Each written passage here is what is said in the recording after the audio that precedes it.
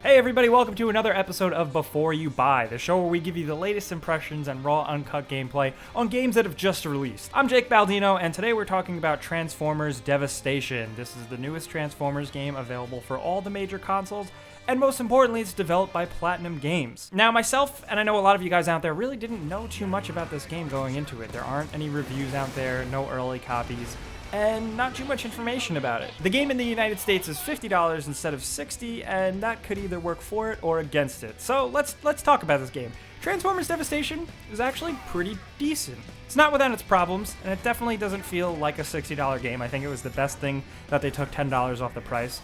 But it's fairly solid, and it's a good bit of fun, especially for Transformers fans. Of course, as you guys can see, it is based on the original Transformers cartoon, and the animation looks really great. When you watch cutscenes, and even when you play this game, you don't feel like you're playing a video game. You feel like you're watching a cartoon. And that's great. The game is smooth as butter, it looks amazing, and it sounds incredible. All the classic sounds are there, all the voice actors are there, most importantly, Peter Cullen as Optimus Prime, and Frank Welker as Megatron, my personal favorites. But the music is right up there with some cool 80s rock, and during some boss battles and fights, it starts to dive into that Platinum Games kind of metal, heavy rock stuff that you heard in Metal Gear Rising: Revengeance. And now the fact that I brought up Revengeance is very important because this feels a lot like Metal Gear Rising, but more importantly, it feels like Bayonetta 2. The combat takes a ton of cues from that. And that's awesome. I think that's the best thing they could have done with this game. The combat is very much based on timing your dodges absolutely perfectly to get time to slow down, and then that's where you go to town and wail on an enemy. That's a fun mechanic. It worked awesome for Bayonetta 2. It was one of my favorite games of last year. But the only problem here is that you don't have as much variety with the moves. There's not as many crazy combos you can do. It's a little bit more difficult to juggle characters. But on the flip side, you're a Transformer, and you can turn into a car. And the car works great, it controls great, and it also can work into combat pretty well. If you get a good combo while fighting an enemy, you get prompted to do a vehicle attack where you quickly transform into a vehicle, flip or crash into the enemy, and then immediately turn right back into your character and keep fighting. And that works great. It really performs well, it looks cool, and it feels really satisfying. The fact that you can also turn into a vehicle, haul ass away, come back around, gain speed, and use that momentum into a transforming punch attack really makes things feel great. But like I said, seriously, with the repetition, there's not as many combos you can do here. And after a while, some of the fights start to feel a little dull. One thing I do find that is really annoying so far playing this game is that some of the enemies are really guilty of spamming an attack really badly to the point where it's annoying and you get killed immediately and you need to restart. A little frustrating, happens once in a while, but it's fine because the fights and the scenarios and the arenas are cool. You throw cars at people, there's things to break, and it's fun.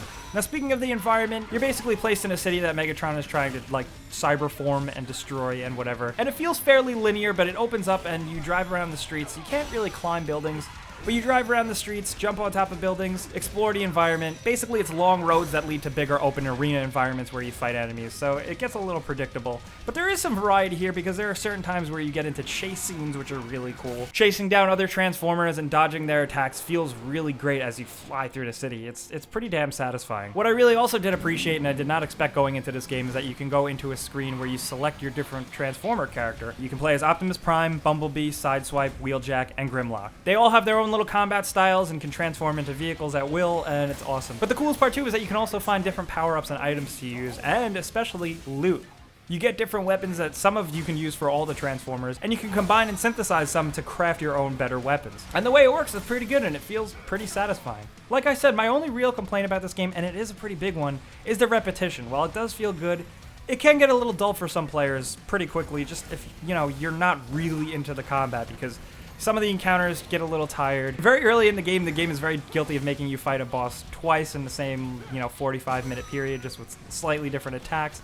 And that felt a little bit lame. But ultimately, I'm serious. If you guys are Transformers fans, and if you did like the combat of Bayonetta, this may be worth trying out. Like I said, it does retail for $10 less than the normal price, so maybe that'll make you think twice about it.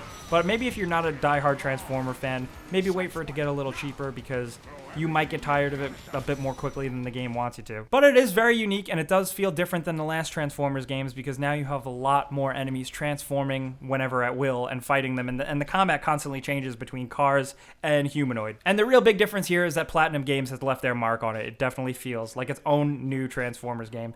and it is fun, and the fan service is there. But most importantly, guys, I've talked about this game for so long, I want to know what you guys think about it. If some of you guys did pick it up, let us know what you think about it. And if not, hopefully maybe this video swayed you one way or another. We know it just came out today, so we wanted to give you guys some quick first impressions on whether or not it's garbage, and thankfully it's not garbage. So be sure to let me know if you are playing Transformers or if you're thinking about it. You can also follow me on Twitter at Jake Baldino, and we could talk about it on there. And if we steered you one way or another, click the like button because that helps us out a lot. And subscribing is the best thing you can do because we put out videos like this every single day. But thanks for watching, and we'll see you guys next time.